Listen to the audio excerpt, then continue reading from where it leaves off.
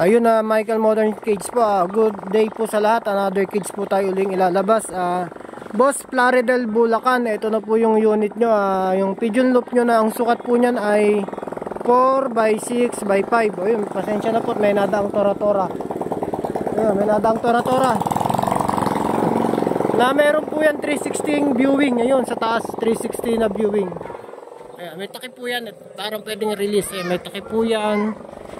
Ito po, ito yung pinaka-release niya. Ayan, release. Tapos pulling trap. Ito po, pulley trap. Pasok tayo sa loob. Ayan, na ito po naka-double lock po yan. Ayan, naka-double lock po yan. May mga lagayan din po ng padlock. Tapos yung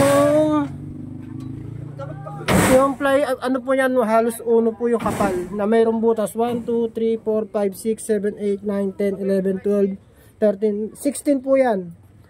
Tapos ito po yung pinakatakip ng viewing nya. Yan, may lock po yan dito. Yan. Tapos dito po meron po in case na hindi pa sila sanay sa trapdoor, pwede nyo pong buksan yan. Pero ito nasasarahan po yan. Nasasarahan po siya. Tapos ito pong T-trap, ito po yung sariling gawa na po namin to natatanggal po yan in case na ayaw nyo po ito ikabit. Natatanggal po yun, nakatornilyo lang po yan. Ayan po. Ito po yung dinemo ko na yung flooring kahit sakyan ng 10 katao po. Ayan. Tapos yung mga siding po yan, color sheet. Yung likod po niya, long span. Yung roof po niya, long span din. Ayan, long span din po siya. Sabitan ng trapal. Ayan. Tapos yung pinaka line feeder po niya, pwede rin gawing release po yan. Sasarahan po yan. Ayan. Yung pinakatakip po yan. Ayan. Ayan, yung takip po yan. Ito nakano lang, nakasag po lang. Tapos poop tray pala, may poop tray yan. Ayun. Poop tray, tapos sa pinaka ano niya, flat bar niya para in case lalagay sa lupa, hindi sa lulubog. Kagandahan po nito, collapsible po yan. Nakukollapse po yan.